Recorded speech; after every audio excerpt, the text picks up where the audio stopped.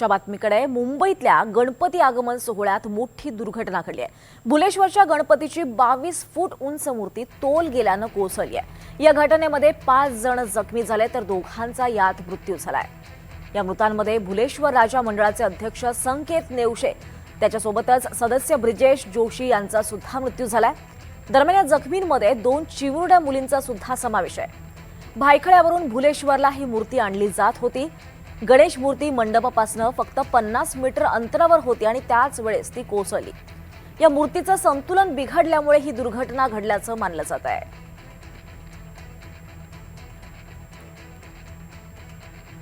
दरम्यान भुलेश्वरमध्ये राहणाऱ्या प्रत्यक्षदर्शींसोबत बातचीत केली आमचे प्रतिनिधी ऋतिक गणकवार यांनी।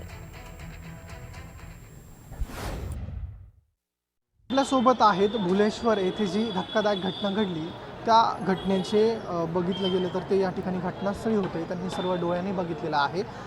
दादा काय सांगाल, अतिशय दुर्दैवी अशी घटना घडलेली आहे, तुम्ही सगळं डोळ्यांनी बघितलं, काय काय नेमकं घडलं होतं? काय आहे, मूर्ती तर बरोबर येत होती पण त्याचा जे प्रभाव होता ना ते पहिला हल्ला नंतर काय ते हार होता ना गणपतीच्या गळ्यात ते खाली पडला की माझ्या पोटात बसला होता पायाखाली, तो ते त्यांनी जम मारून उतरून गेला नाही ते मूर्ती एक मिनटामध्ये खाली पडली, एकच मिनटामध्ये। काय आपण बघू शकतो त्याच्यापेक्षा तो डोळा आणि बघते तेव्हापर्यंत खाली पडली।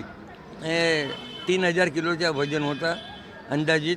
तो लई 2 माणसा तो वारला, एक तो मुलगा वारला, अजून त्याच्या 2 वर्षाच्या मुलगी आहे, 2 वर्ष झाला, अजून 2 वर्ष पण नाही झाला। दुसरा एक कार्यकर्ता होता संकेत म्हणून, तो हा इकडचा मेन कार्यकर्ता आहे, ते पण वारला। आणि बाकी लई लोकांना थोडी इजा झाली पण ते सगळं बरं आहे। तुमच्या बिल्डिंगमध्ये एक जण राहणारा होता, सर्वप्रथम तुमचा नातू होता, त्याने उडी मारली।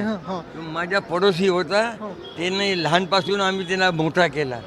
तिच्या घरी पण गणपती येते, गणपतीचा भरपूर सेवक होता, पण ते काय नाव होतं त्यांच्या ब्रिजेश जोशी। ब्रिजेश 7व्या माळ्याला राहते। हां, लई चांगला राहता, सेवामध्ये पुढेच राहते, गणपतीची सेवा आली का लगेच पहिला उभा राहते।